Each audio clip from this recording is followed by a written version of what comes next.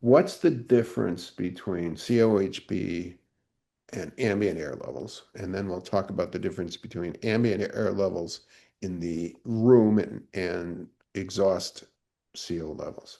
So what's Okay. the difference between COHB, carboxyhemoglobin level, and ambient air levels, CO ambient air levels?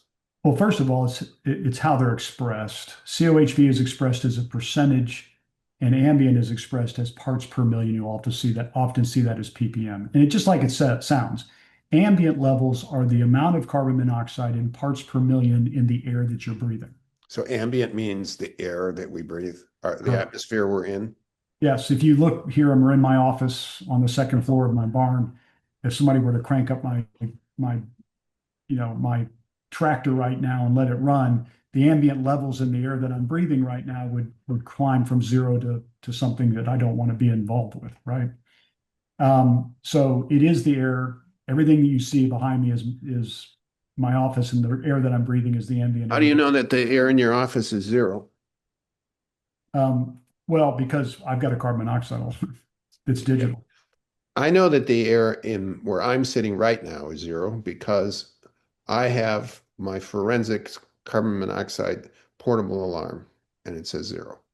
Um, why is it important for people to have portable carbon monoxide alarms with themselves? Because all of us from time to time probably have to stay in a hotel. Okay. And hotels are notoriously, and this is across all of the big hotel chains. They are notoriously bad about having functioning carbon monoxide alarms in their hotel rooms, in their lobbies, in their fitness centers, in their hallways.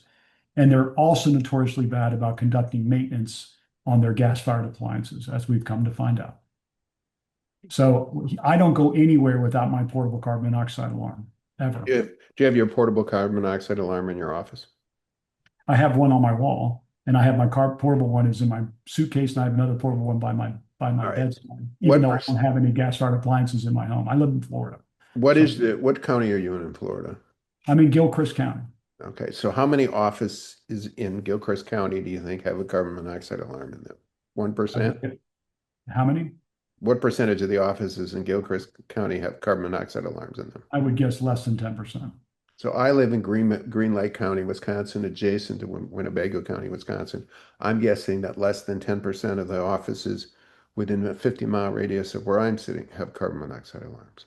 Which is amazing because Wisconsin most offices are serviced by gas-fired And, furnaces. and within 50-mile radius of where I sit, well, let's make it a 75-mile radius of where I sit.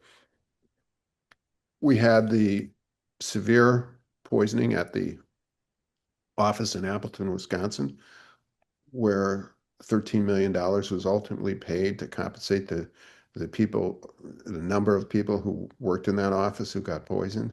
And 75 miles the other direction, there's a whole family in a really a theater full of people got poisoned in a theater. None of those places were required to have CO detectors by the state law that governs CO detectors. Um, if you don't, if you intend to spend hours in a place breathing the air, you ought to know whether or not there's any carbon monoxide in that air.